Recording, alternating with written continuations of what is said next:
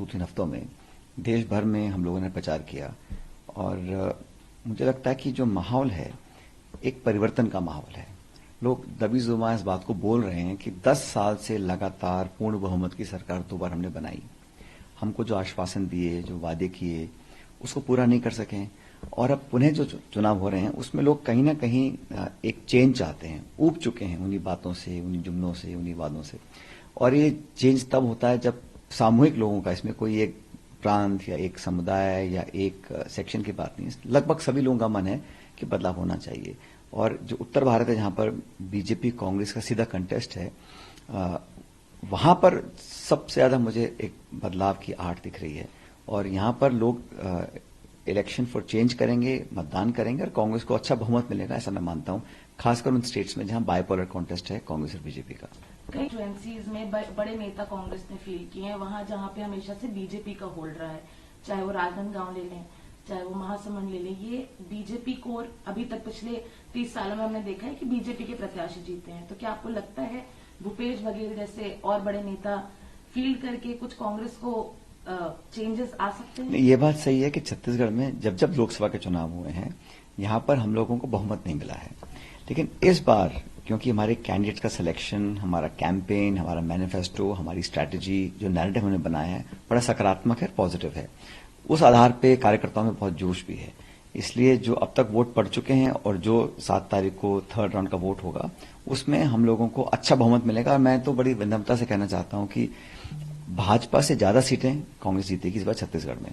और ये मुझे एहसास इसलिए हो रहा है क्योंकि जो फीडबैक मिल रहा है, जो लोगों से हम बात करते हैं तो लोग उत्साहित हैं और सरकार बदली छत्तीसगढ़ में, बीजेपी की सरकार बनी है, लेकिन 4 महीनों में कोई ऐसी छाप नहीं छोड़ पाए हैं अपने काम से। और इनिशियल जो पीरियड होता है उसमें बहुत उम्मीदें लोगों को होती हैं, तो ये डबल इंजन की सरकार बहुत जगह फेल हो चुकी है और यहां पर भी ठीक उसी रास्ते पर जा रहे हैं जहां लोग अब बदलाव चाहते हैं, संतुलन बनाना चाहते हैं।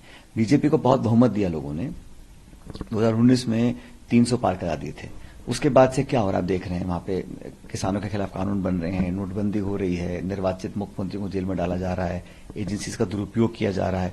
तो कहीं ना कहीं लोग अब इसको, संस्थाओं को जो कमजोर करने की रणनीति है केंद्र सरकार की, लोग उसके विरोध में हैं और जनमानस चाहती है कि यहां पर एक नई सरकार का निर्माण हो जिसकी एक अलग ब्लूप्रिंट हो, एक रोड मैप हो। और हम लोगों ने जो मैनिफेस्टो दिया है कांग्रेस ने, उसको लोग पसंद कर रहे हैं।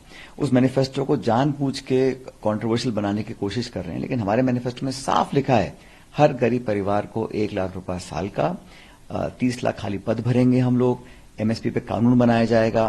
तो नरेगा की जो मिनिमम पेमेंट है वो 400 रुपए प्रतिदिन करना चाहते हैं ताकि गरीबों के हाथ में संसाधन आए। तो उस मैनिफेस्टो को लेकर भी जानबूझ के बिल्कुल कोरे झूठ बोले जा रहे हैं उसको कंट्रोवर्शियल बनाने के लिए। हम लोग चाहते हैं कि मुद्दा रहे एमएसपी, मनरेगा, महिला सशक्तिकरण। बीजेपी कर रही है मुसलमान हिंदू, मंदिर मस्जिद, मंगलसूत्र, इन बातों का कोई मतलब नहीं है, कहां से ले आते हैं, किस चीज से ध्यान डाइवर्ट करने के लिए। तो मुझे लगता नहीं कि बहुत ज्यादा लोग इस नैरेटिव को पसंद कर रहे हैं।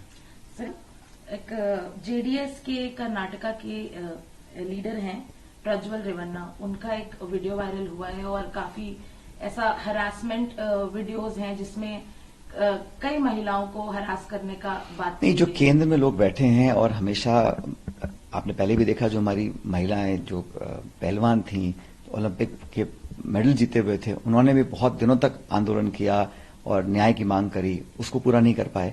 अब दोबारा ये प्रकरण सामने आया, इसमें तो न्यायोचित कार्रवाई करनी चाहिए, ना सिर्फ इसलिए कि कानून का उल्लंघन है, इसलिए भी कि आचार संहिता लगी हुई है, आचार संहिता लगी हुई है, कानून का उल्लंघन हो रहा है और इस प्रकार से इस व्यवहार को कोई टॉलरेट नहीं कर सकता। सभ्य समाज में इस प्रकार की हरकतें करना कतई मंजूर नहीं है और मुझे लगता है कि सख्त कार्रवाई करनी चाहिए, चाहे कोई कितना बड़ा व्यक्ति हो, किस पद पे हो, किस दल का हो, फर्क नहीं पड़ता। लेकिन इस प्रकार की घिनौने जब कृत्य सामने आते हैं तो उसका तो इफेक्टिव और प्रभावी कार्रवाई करनी चाहिए। सर, एक 400 पार पे भाजपा ने 400 पार बोला है, स्लोगन दिया है कि इस बार मोदी सरकार 400 पार, वहीं आपने बोला है साउथ से साफ, नॉर्थ से हाफ।